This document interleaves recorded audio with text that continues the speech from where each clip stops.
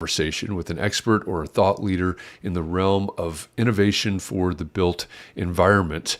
I'm Jeff Echols. I'm your host. I'm also a senior advisor and the head of marketing for Shadow Partners. And today's conversation is actually a replay. It's an encore presentation of my conversation with Nguyen, the director of innovation for DIVERGE, which is a HENSEL Phelps company. And I wanted to bring this back because I think it's an important topic. And I think it was a great conversation around building a culture of innovation. So I hope that you enjoyed this conversation with Ty. It's a good one. It's one that we need to talk more about. So enjoy this conversation with Ty, and I'll be back tomorrow with another Shadow Short. Hey, welcome back to Shadow Shorts. If we've never met before, my name is Jeff Echols. I am a senior advisor and the head of marketing for Shadow Partners. And every weekday, I bring to you a conversation with an expert or thought leader in the realm of innovation for the built environment. Today is no different, but today's, I think, is going to be a little bit different in the subject. But I think it's really, really integral and really important to this whole conversation of innovation in the built environment and how people are innovating. So I'm joined today by Nguyen. He is with HENSEL Phelps. He is the director of innovation at DIVERGE, and we're gonna learn what the difference is between HENSEL Phelps and DIVERGE, how those two are related and what they are. But I've been having a lot of conversations with Ty over the last several weeks about building and fostering a culture of innovation. And this is a conversation you're not going to want to miss, because this culture of innovation is something that every organization needs, in my opinion. So, Ty, welcome. I'm glad you're here, and I'm really looking forward to this conversation. Thank you, Jeff. Appreciate you having me on this, and looking forward to this conversation as well. Thank you. Yeah, absolutely. As we've been talking, I know a lot about what you're working on and how you get your team members involved in what you're working on, and in the whole process of innovation. But why don't we start with the relationship between HENSEL Phelps and DIVERGE, and your role as the director of innovation? How do these work together, and then how are you pushing things forward?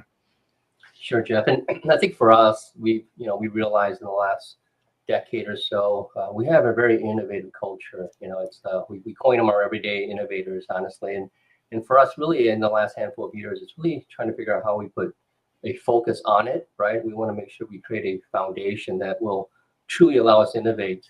We are innovative, but it's more of a reactionary innovation towards tools that we need or just solutions. And it's on the cadence of our projects and our deliverables. But more so today, it's really having that innovative thought process that pushes you into the 10, 15-year, 20-year mark, right? And really, that's truly what DIVERGE does today is, we are a HENSEL Phelps company. And HENSEL Phelps, again, 1937, origins in Colorado, and today 9 regions across the country, a very diverse portfolio.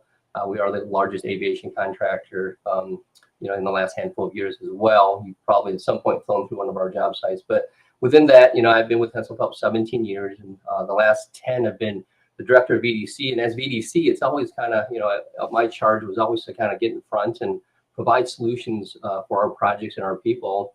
And so that transition wasn't hard, I think, to stand up DIVERGE. But again, with DIVERGE, it's more of a focus where we look at both internal and external partnerships, and I can definitely talk through some of that. But, I think both are very important for us. This last year, it's really been kind of internally facing and making sure we're building this foundation that will truly allow us to innovate. And I can talk through some of the initiatives that we have that's helping build this foundation as well.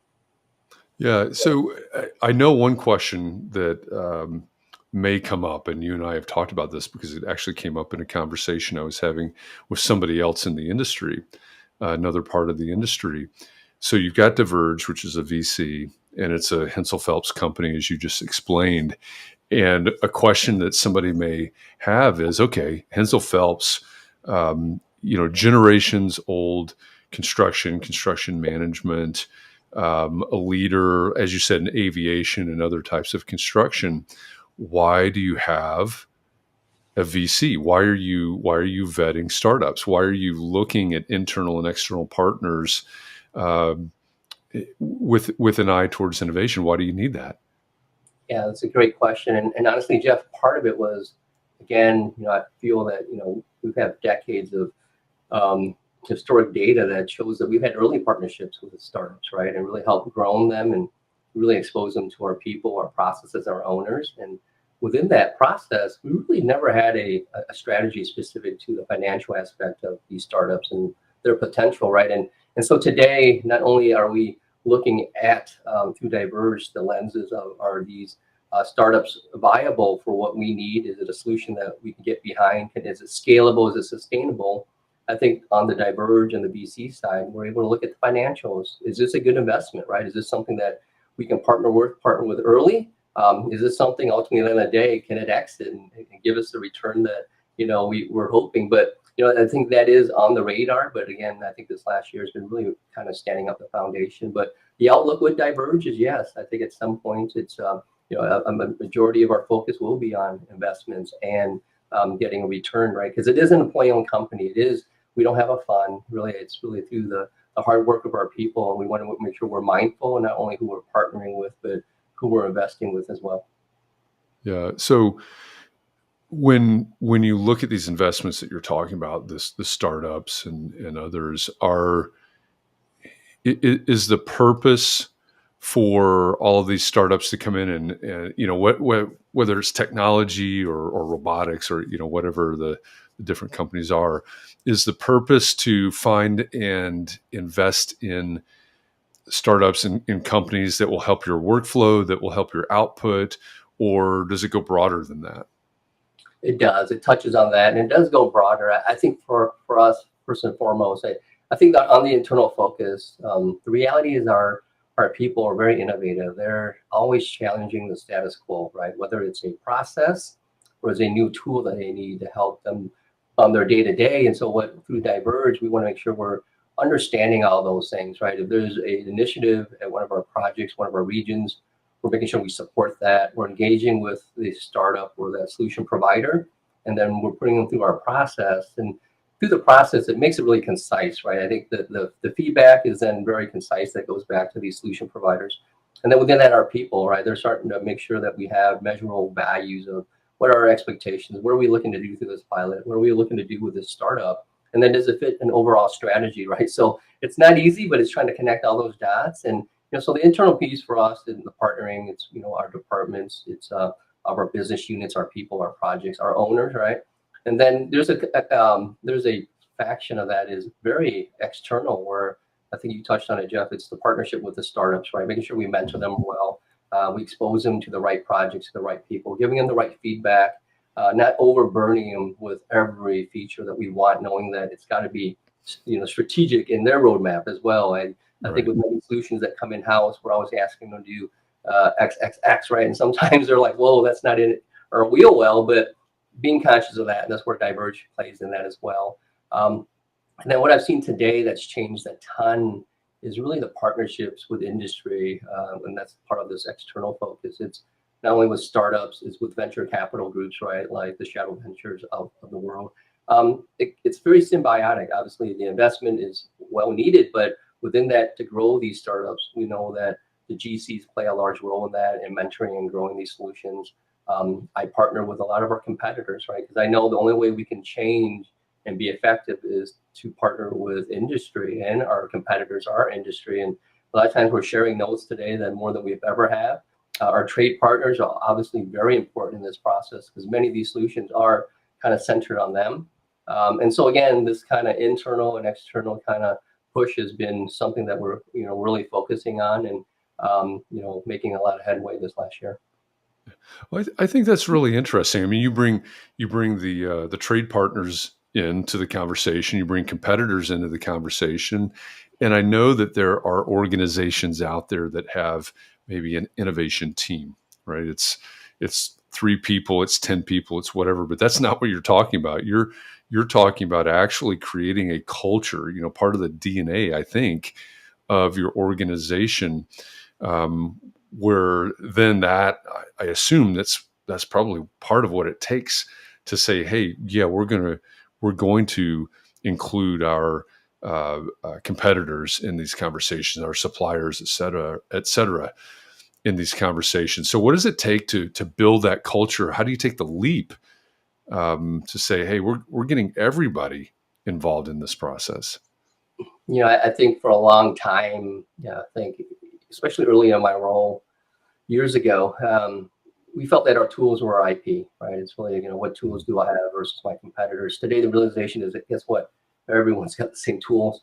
And then we don't have all the resources and manpower to try everything and, create white papers and really, scoring criteria. And so that's one of the, I think, the gravitating things with the GCs partnering up, because we can divide and conquer. We can take these startups, and if it's, one of our competitors working on a robotic and we're working on the same one, sharing notes and growing that robotic group in a way that it's, not siloed and it's transparent. And I think with that type of outlook, I think there's more and more people wanting to be a part of that. And even our owners, there's a lot of progressive owners out there that really, they want to challenge certain things, and whether it's process or technology, they love having that candid conversation with industry, and that includes GCs, trade partners. And then the VCs, honestly, they've been great in terms of, providing insight and outlook and potential. And so, like I said, a very symbiotic movement where I think all these different groups getting together and having these conversations and being transparent is very gravitating. I get to meet anyone that wouldn't want to be part of that type of conversation. Yeah, and this is a little bit of inside baseball that I'm going to share for everybody, but I also know that Ty is always putting his team forward as well, right? We've got Ty. He's the director of innovation, and he's thinking about all of these things and working on all of these things. But almost every conversation that we have, Ty is looking for ways to get his team involved, even ahead of himself, and I really appreciate that. And from the outside, sort of the fly on the wall, I think that's a great demonstration of the autonomy that you have, or that you provide for your team, and that in my opinion, in my view, that has to spur that innovation, giving them the safety, I guess, to go out and make some decisions and try some things. No, Jeff, thank you for that. I think within the Hensel Phelps culture, we empower our people, right? And it's no different with innovation. I feel that myself and my smaller team of three, we are not the ones that are going to provide every innovative idea out there, right? And so this last year, as part of the foundation building, we're standing up think tanks around the country, right? So 9 regions. Within these think tanks, there's going to be a regional leader, and then teams of SMEs that are passionate about challenging the status quo. And everyone's got a great idea. And what we realize, Chef, is you have to be inclusive. Everyone has an idea, and really our whole thing and what weighs on me is how we respond to these ideas, right? And so through these think tanks, as we stand them up regionally, their task is to go out, solicit ideas that are challenging us on a day-to-day. And then within that, we're going to partner as regions to figure out how we tackle these issues. And the thing is, I think with us, and it's just getting centered on innovation in general. I think so many people think innovation is just technology. In reality, it's not. It could be a simple concept or process, right? That you just tweak a few things. And, I think a lot of times you may need a solution, you may not. But, I think that's just the grounding, that making sure everyone understands that innovation just doesn't need to be technology. It can be just a great idea on process and efficiency. And then within that, again, the things that weighs is making sure that I respond in the right way, and listening and understanding these ideas and figuring out how we scale and make them sustainable. I think for us, that's really, behind the DNA, and something that we strive to push forward. Yeah. That's as you say that, it reminds me of 2 different books. I bring these up every once in a while, but there's a book called "Where Do Good Ideas Come From? The Natural History of Innovation," I think is the subtitle.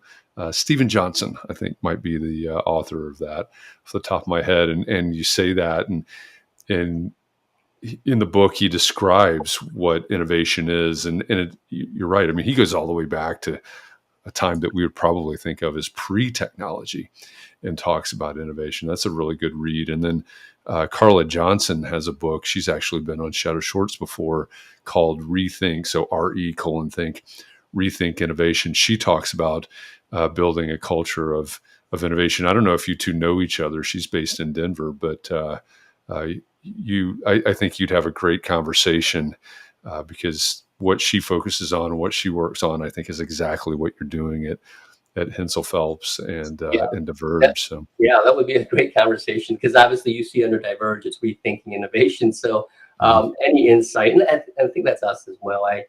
We don't know everything. We're not the SMEs and everything. That's really been a part of this journey this last year is trying to get smarter in all fronts, right? And the biggest thing for us is our AIs are people. I mean, the collective, Mhm. the experiences. I mean, that's, I think for me, it's so, I think, compelling is really reaching out to our people because many times they do have the answers, right? And just making sure we listen and react the way we need to. Yeah. Yeah. I love it.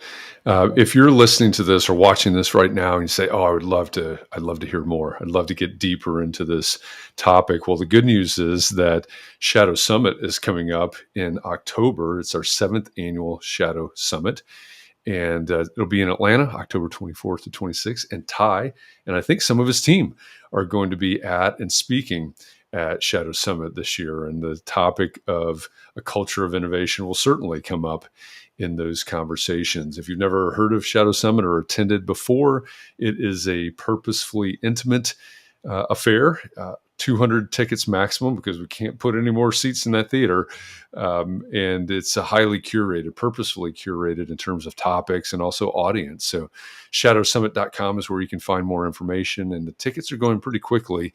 So you need to go there, go to the top of the page. There's an apply button so that you can apply to be on that list, and you'll get an email on how to purchase those tickets. So join us for that. Meet Ty, get more into this conversation about a culture of innovation.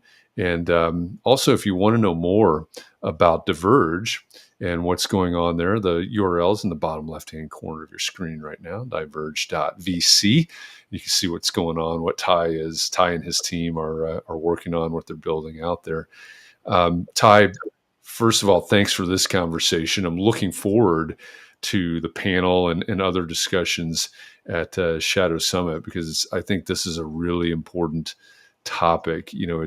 It's bigger than technology. It's bigger than one person or a small team. It's just like in the title. It's got to be a culture. Right. Thank you, Jeff, for having me on.